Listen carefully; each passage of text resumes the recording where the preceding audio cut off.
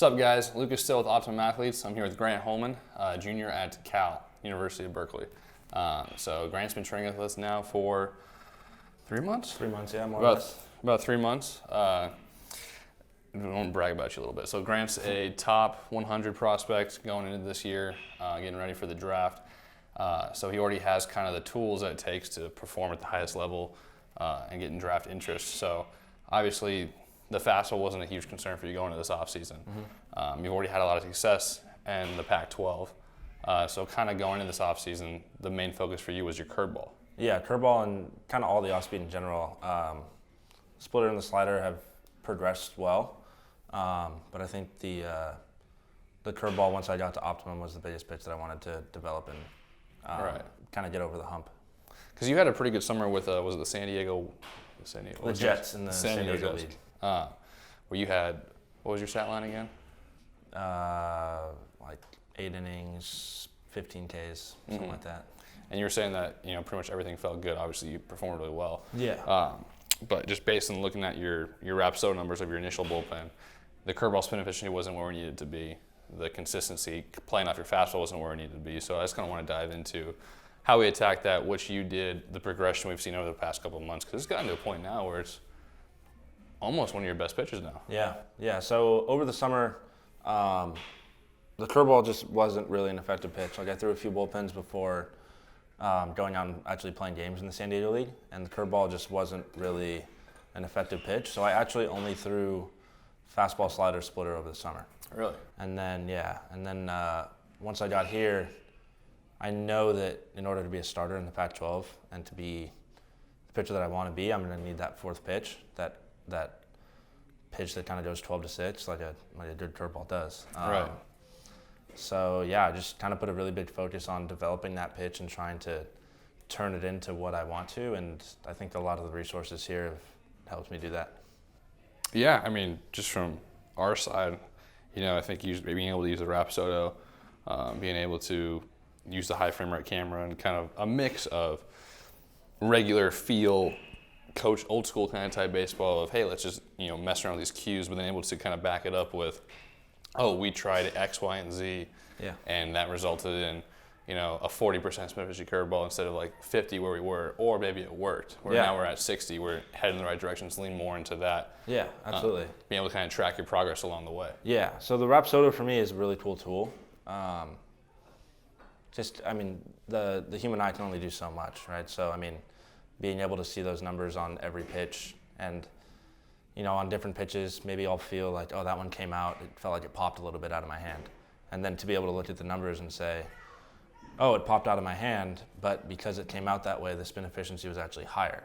So maybe it wasn't as good of a pitch, but the spin efficiency was higher. So that kind of helped me understand how I need to throw the ball. And that paired up with the high-speed camera, just like kind of the same thing with the human body. Like you can feel the pitch coming out a certain way, but until you actually see it on that slow frame rate camera, you don't know exactly what's happening with your body. So to have that knowledge and be able to apply it to like developing pitches and getting them to where you want them to be, I think it's a really cool tool. And it's, just kind of like you said, my curveball's turned into a pitch that was like at best to get me over early in the count pitch, to now I think it's going to be an effective pitch, with 2 strikes late in counts.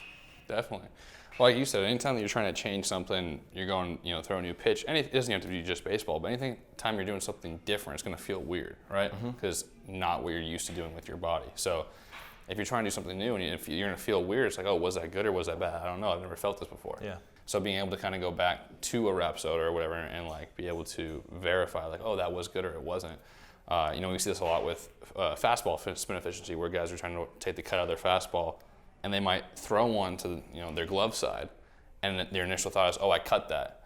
But they'll look at their Rapsodo and be like, wait a second, I didn't cut that, I just threw it over there. That's just the location it was. So kind of similar with your curveball, like sometimes it'll pop out of your hand, you'll throw it too high, but the metrics were good. Yeah. So now it's like, okay, now I need to know that feeling, I just got to be able to start it in a different spot. Exactly, yeah. So I think that's also been a huge thing, just, again, taking out the guesswork. But then kind of going back to the old school thing, I know that one thing that Ryan just kind of threw out there during one of your bullpens recently was, have you ever tried to spike it? Yeah, that was pretty mind-blowing, honestly. Because the biggest thing for me was trying to get the feel of getting the curveball and getting the middle finger and the index finger really out in front of it. And I think going to the spike, I don't want to flip off the camera, so I'm not going to show the grip, but going to the spike really helped me feel getting over the top of the ball and getting that spin that I needed to get. And what I found actually after doing that was, with the help of the Rapsodo and the slow motion camera, was after throwing the spike for about a week and a half, it got me to have the confidence in the feel of getting to the front of the ball enough where I could go back to throwing it with 2 fingers on the top of the ball, or on the horseshoe, and still have that spin efficiency that I got with the spike. But because I have the extra finger on it again now, the spin efficiency, or the spin rate, is a lot higher, which makes it, have a sharper break. Nastier. Yeah. So again, like the Rapsodo and the high-speed camera have just helped it develop, and combining the technology with like the human feel and trusting the body and how it works has gotten it to be, one of my better pitches now. So I think it's been a cool process, definitely, to see it unfold. I think another thing is, obviously being a guy who's played baseball at a very high level, and I think this is true for a lot of guys that come in here, you're so used to having success on whatever you do, whether it's a bullpen, a game, just playing catch in general, that there might be that kind of hesitancy of trying something new, and the fact of like, oh, what if I throw a ball at the top of the net? What if I spike it? And I think it's something that you've been able to embrace. I've been trying to tell a lot of guys too, is like, hey, at 6:30 at Optimum Athletes, if you throw 3 curveballs in the dirt, you're not going to lose your scholarship. Yeah. You're not going to not get drafted. It's okay to try something new, a spike, something that you're not, used to. And I think when you were talking about popping out, I think that's when you were throwing the spike a lot. You felt it was kind of popping out, but the numbers are way better. Yeah. So it's like, okay, that's the feel I need. Now I can go back to my actual grip. But being able to kind of fully embody, like, hey, it's okay if I suck for 2 or 3 bullpens. I'm not afraid to try something new and it to fail. You have to kind of be able to try these different things, see what works, and then, like you said, the spike cleaned up the efficiency, but it wasn't that nasty pitch because it wasn't, it wasn't spinning the way you wanted it to. Yeah. So now being able to kind of take that spin efficiency, that feel, and going back to your regular grip. So it's overall the willingness to kind of stray away from what you're used to, test this, and then take what you like from it, leave what you don't, come back to what you like to, apply that, and all of a sudden, I think your first bullpen here, you were like 40 to 50% spin efficiency on your curveball, and we slowly started going up and up and up, and I think you've been up to, what, 90 now? Yeah, 90. Which is elite levels. Getting close to negative 20 inches. Have you had negative 20 inches yet on a curveball? I think 18. Negative 18 inches. So when your fastball's holding, 17 or 18, then you're getting negative 18 on your curveball. That's basically a 3-foot difference, which is pretty tough to hit the plate. Yeah. Kind of going back to what you said about just like the low stakes of the development process here. Right. Obviously you want to get better and you want to work on the things you want to work on, but if you're throwing a bullpen at 6:30 on a Wednesday at Optimum Athletes,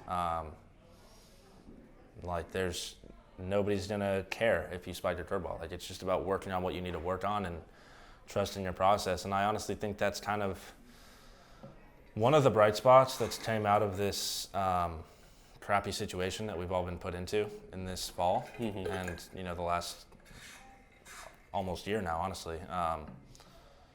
But just being able to prioritize development over results, I think, has really introduced me to a whole nother aspect of my game that I didn't really get to tap into before, because there was always coaches there watching, there was always scouts there watching, and it's just not something that I've been able to really focus on. And I think having all this time to really just focus on the things that I personally need to do better and that I can improve on in my game on the mound and at the plate it's honestly been really helpful. And the plate, you're a hitter too. Obviously, I can't wait to get back to campus, but at the same time, I'm grateful for the time that I've had here to develop my game and work on the things that I've been able to work on.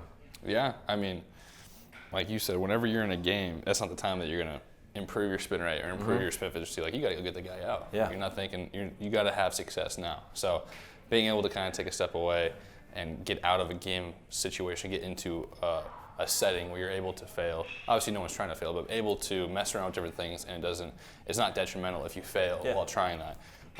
Has drastically improved your curveball, and it's not that we're trying to fail, but you've had bullpens for scouts or whatever, where in those bullpens we're trying to get after, we're trying to make those pitches, but then earlier in the week we're doing the developmental type bullpens where we're messing around with things. So it's kind of the mixture of both. And then hopefully now we're going to get into some live IBs here pretty soon and get you to test facing some hitters and testing some new toys. But I mean, you're looking good on the mound right now, and I think that's about it. You got any final thoughts on your curveball or developing any tips for kids at home? Just trust the process. You know, I think it gets said a lot, but at the end of the day, the effort that you put in will determine how you develop as a player, and you know, you just got to give it your all. If you're gonna get out of it whatever you put into it. So, 100%. Yeah. Don't believe what the haters say. Just believe in yourself, and Are your haters your motivators? to an extent, yes, I would say. But yeah, just my goal as a ball player and as a person in life is to fulfill my potential and be the best that I can be. So wherever that may take me, you know, if that takes me to the end of college ball, so be it. If it takes me to single A, double A, triple A, whatever it may be, like, I'll be content with that. But yeah, that's just my goal. My goal is to be the best player that I can be, and that's all I can really ask of myself. So That's a good goal. Well, Grant, thanks for coming on. Absolutely. Good luck this year. Yeah, Looking forward to watching you shove. absolutely. Me too.